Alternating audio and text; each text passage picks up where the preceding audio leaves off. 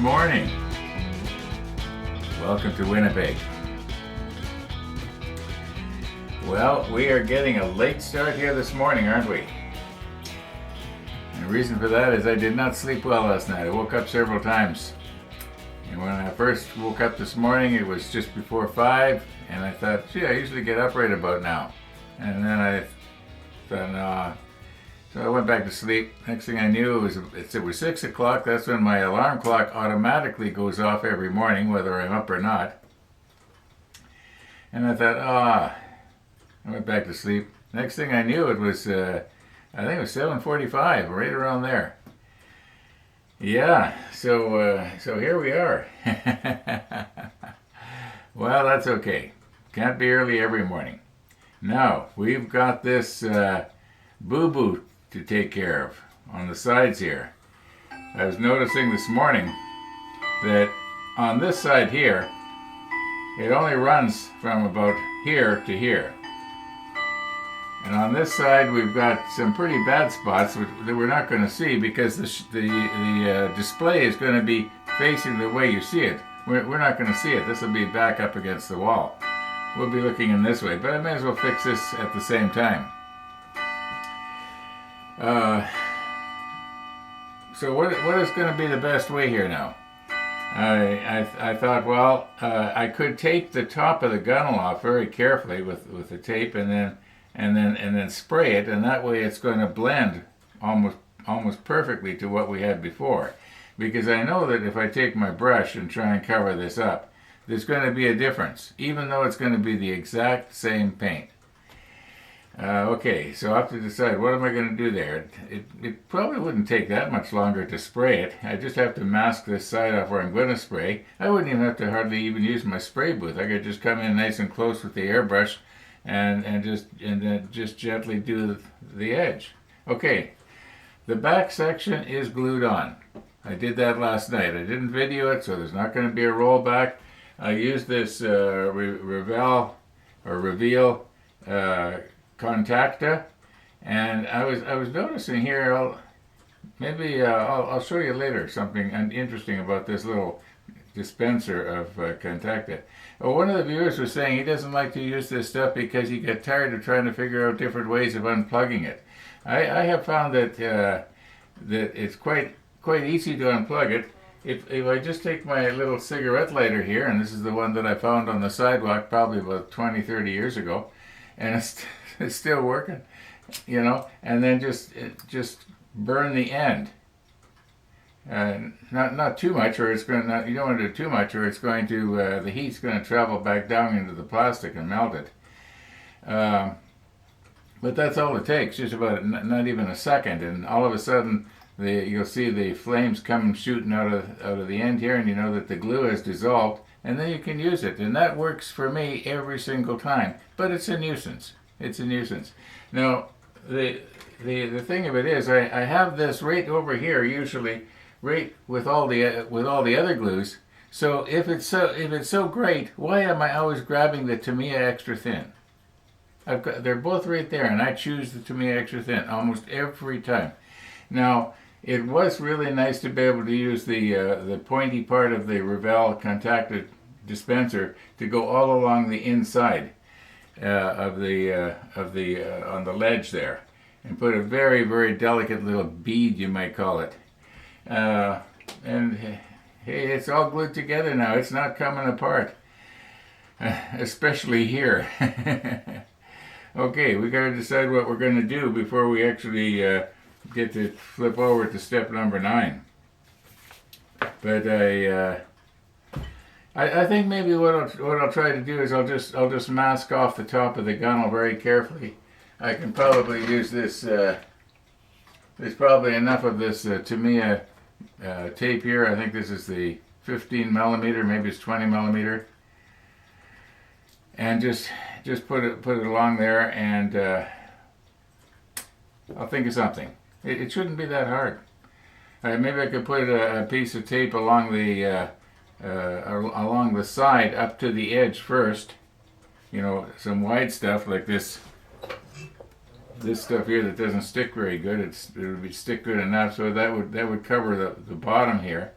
And then I just have to be careful to not start the paint flow until I get that airbrush needle just exactly pointed in the right direction, and also to do it very, very slowly. Um, I I think in all likelihood the smart way to do it will be to have a light coming from the back like this, so that it will bounce off of the deck at an angle so that the reflection will come up into my vision. In that way, I'll be able to see where this bad stuff is, and also I'll be able to see where I have painted and where I haven't. And because I have a tendency to always put it on way too heavy. So once again, as I mentioned before, I don't want it to end up looking so thick like it's growing fur on Missy's back. Speaking of Missy, she'll probably be by soon, all being well. And yeah, you probably noticed we got nice bright sunny weather out there. I got a feeling today and tomorrow we're going to get rid of more snow. I might get on my e-bike today. It's not going to take too much more, and I'm going to be able to get the motorcycle out. The problem is right directly behind the motorcycle door, where I have to back it out, is ice, and it is so hard. I have taken the ice pick and tried to. It's almost like cement. I have never seen ice that hard ever. But hey, I don't know why it is that hard, unless it's because I tried to at some time put some salt on it, but the salt should make it softer. Anyway, yeah, let's do something here. I think I'm going to try and just mask this off. No big news of any kind. I did not see the walkers yesterday, and I looked. They did not come by when they normally do. Now, because that's when I looked. That doesn't mean they didn't come by. They might have come by really, really earlier, but I don't think so, because I started watching as soon as the sun started to come up. It would have been dark over there. I don't think they walk in the dark. However, let's not talk about that all day. Let's get ourselves recomposed here and put some masking tape on and get at it. I often say talk is cheap, and I do a lot of talking because I don't like to get at something. I think part of it is because I'm not sure exactly what I want to do, or maybe how to go about it.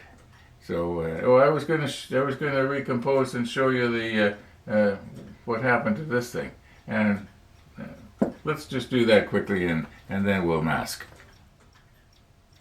Okay, this is what I wanted to show you about the dispenser here for the Revell glue, and you can see that crack there. Now I don't know what would have caused that, but it obviously, to me, the plastic has shrunk with age, because I've had this glue since the Bismarck days. I don't think the crack is going to go all the way around. I suppose it could, but what's surprising is that the glue on the inside is still very liquidy, just the same as new. So clearly the crack has not gone through all the way in and allowed air to get in there and circulate around. Has anybody else had their dispenser crack like that? I'm just sort of curious. In the comments below, it'd be interesting to know. Is this just sort of a one-off, or is this a common problem with these things? I can't remember if when I got this it had a different top on it and you had to put this dispenser on separately. I can't remember. I've had it so long now. Anyway, some people say that this is great glue and they just swear by it, and other people don't like it. So I don't have a problem with it. It's a little bit on the thick side, so it doesn't have the wicking properties of the Tamiya Extra Thin, and especially the Tamiya Extra Thin Quick Setting. It's sort of a little bit thicker than what I call the Tamiya Regular or Thick. Anyhow, so now what are we going to do here? Well, this is what I was thinking of doing. Don't need to do too much. Okay, got a little bit of a problem there, so I'm going to want to go that far. I just want to put this along here to protect the side of the hull. Now this does not have to be perfect, though. I know that there's some exposed there, but what I'm going to be doing is with this one, I'm going to very carefully put my magnification hood on and just go very carefully along the top of the gunnel. Okay, like this. Now the idea will be that when I get it along there, only a lot more careful than what I did, and when I'm spraying at an angle like this, the spray will only hit here, and it will not go up underneath there. So if there's a little bit of number 82 or whatever that is exposed, it won't matter. You're not going to spray on it anyway. But I'll do this sort of off camera a little bit maybe, and okay, yeah, that was sure stupid. What happened is I think probably most of you heard. After I got everything laid down and everything was nice and perfect, I was noticing there was a little bit of a gap there, and I thought, well, if I squeeze this together like this, well, instantly all the excess glue that was in there, and you know me, I put way too much on, it flowed up. There is one spot right here. I did check the other side. I didn't see anything on the other side, but there is one spot right here. You can maybe barely see it where it flowed over and flowed down the side. I might try to touch that up with the airbrush. I might do a color change and put the 82 in the airbrush and just do that one little spot. Although I'm going to have to wait till I get the masking tape off and remask the top. I'll think of something.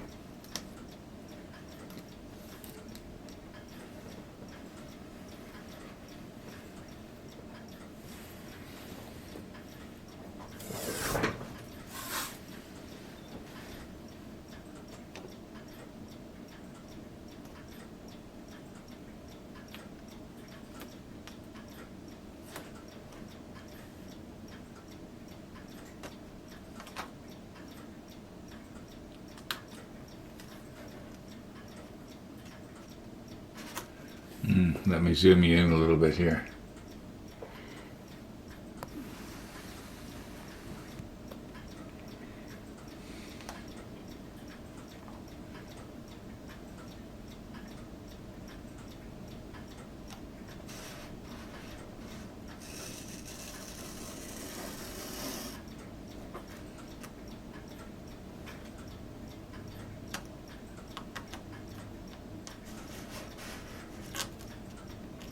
Maybe I should have used the other tape because this tape does not want to curve well.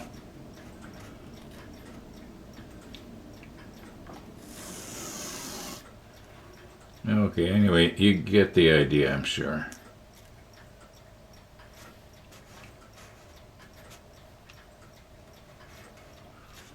Okay, I'm thinking that maybe I will move the spray booth, and yeah, I think I will move the spray booth.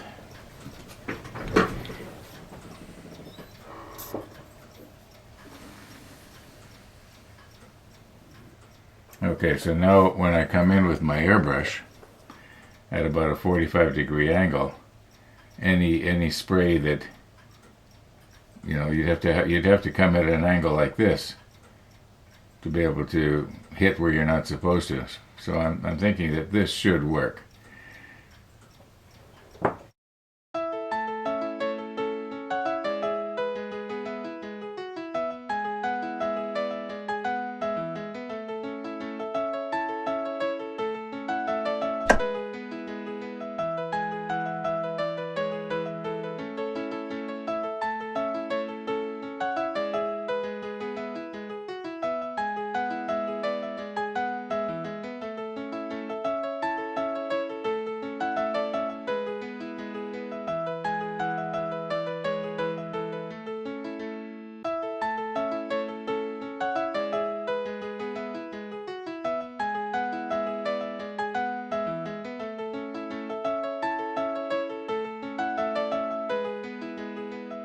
Okay, I can well imagine that people are saying Ron's son came over yesterday for coffee and carried this up from the basement for him. No, I carried it up myself before he got here. I wanted to see if I could still do it. It wasn't like when I was, 50 years ago, but I could still do it. Hey, Ron. Good morning, Max. Good morning, Missy. Oh. Okay, we're going to try something different here. I've got a sort of a holder. Just sort of lay this thing in and see if it's going to work. And it's not going to roll around all over the table. Now I can get myself in readiness for the important person. Moody came by again this morning, and Missy was barking so hard at her yesterday, and Vlad, the owner, did not. Uncle Ron? Her leash is around her feet. There we go. Is that it? Yeah, that's got it. I saw you carrying her. This time I picked her up. She was still barking. Well, the barking I couldn't hear, but we could see you carrying the dog. And we knew what that was all about, didn't we, Missy? Missy, we didn't want you to kill that pit bull. That doesn't look like a pit bull to me. And mind you, what do I know?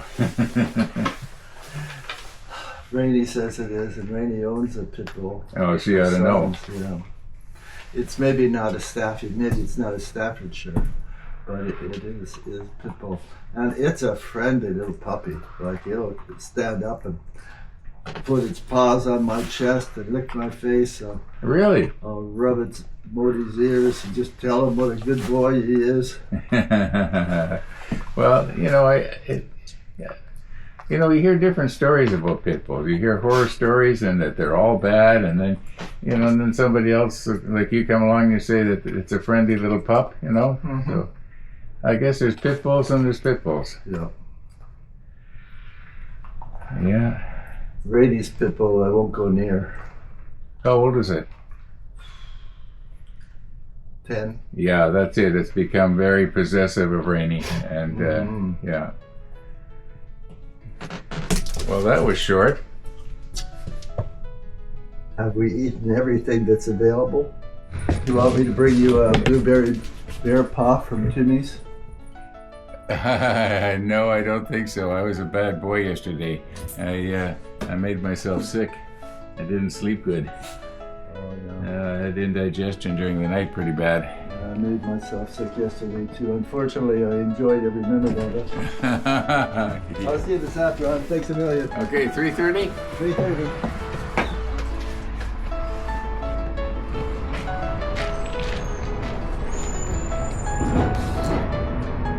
Bye, Missy. Nice sunny day. Yeah.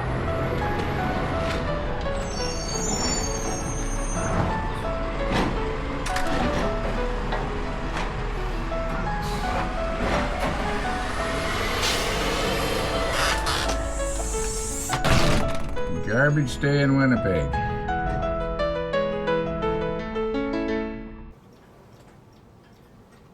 Missy the dog.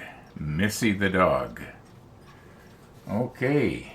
Now, a moment ago, before I saw Missy running across the front street, I was trying to remember, what paint did I use? It looks like the 77. Now, I know I used the 82 on the side, but on the hangar deck, I can't remember. So I thought, oh, that's okay. I would have written it down on the color guide here, but I didn't.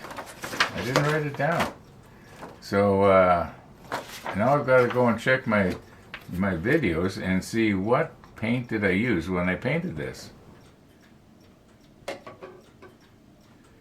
Okay, when I lay my samples on here, the 77 looks really close, but not quite. And I do have a faint recollection of saying, this is a lot like the 77. I think. Anyway, let's go check it out. Another thing that I did was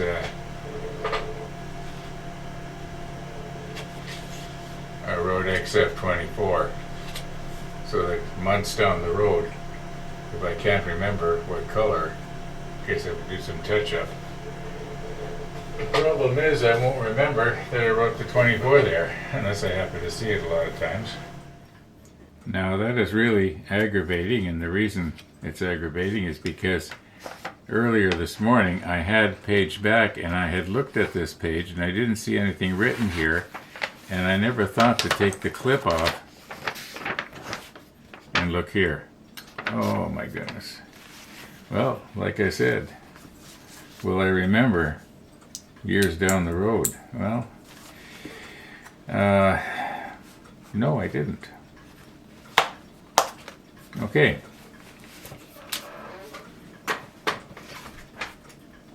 Now, I stirred this a little while ago with the paint stirrer.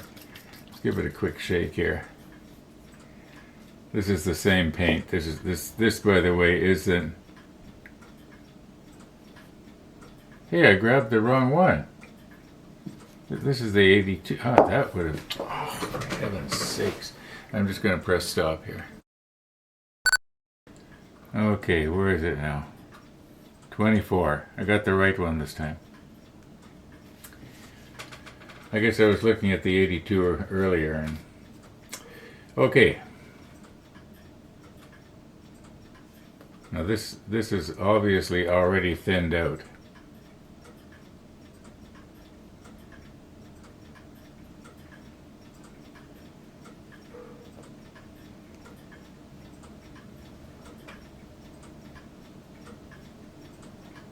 Now we're not going to need very much.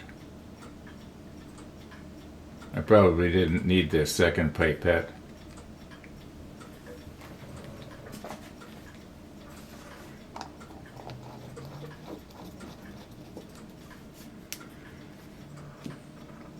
As you can see from the clock, a bunch of time has passed here.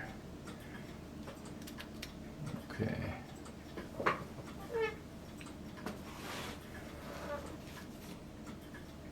Oh, I have my airbrush regulator set to 10 pounds, maybe slightly less, maybe 9. I don't know how accurate the gauge is on it, but let's see, do we have power here? No. Another setback.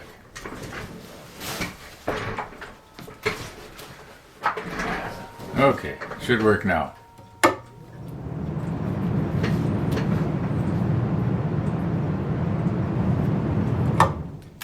Okay, I know you can't see it from your camera angle, but I've got a light just above right here, and it's shining down, and it's bouncing up and right into my eyes here. I can see where the glue is and where it isn't, and also it will enable me to see how thick my spray is that's going on.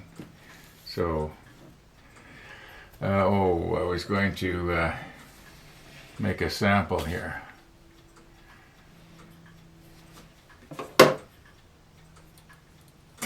We don't want any unnecessary spitting.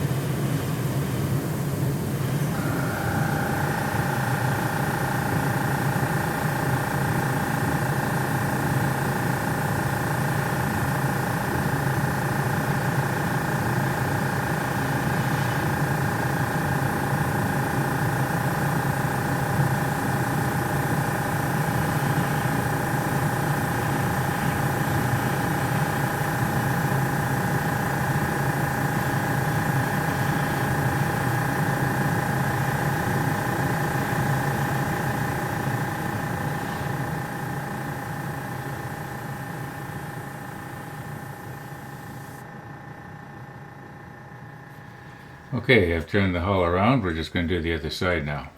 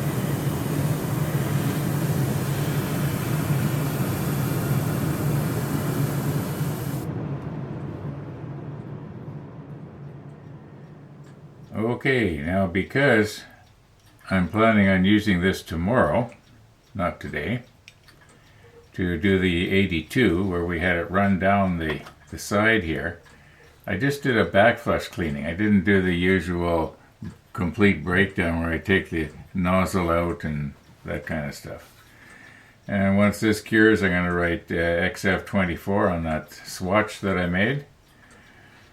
Yeah, it does look a lot like the 77, doesn't it? Okay.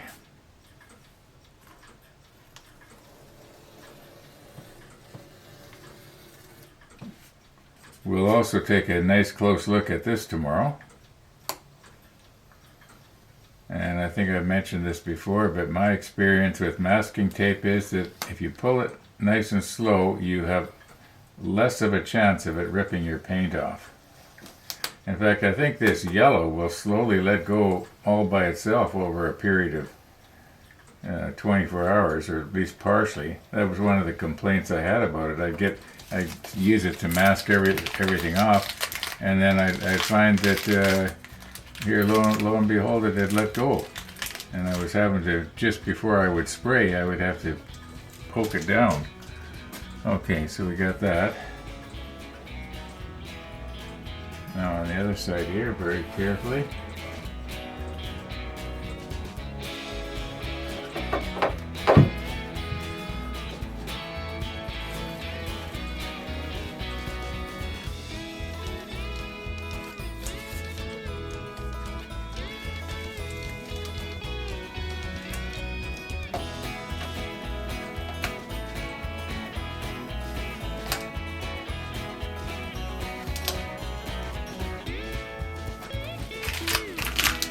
Okay, and I guess you probably noticed that what I did with the excess wire was I coiled it up and put it in a little plastic pouch. Okay. Well, I am going to call it quits for today. Coffee visitor at 3:30, which is a little over 2 hours. So I'll give you lots of time to get all cleaned up here and well, I guess I am basically cleaned up, aren't I? I'm just going to leave the spray booth here because we will be using it again tomorrow. So, thank you for watching, everybody. And all being well, we're going to see you tomorrow.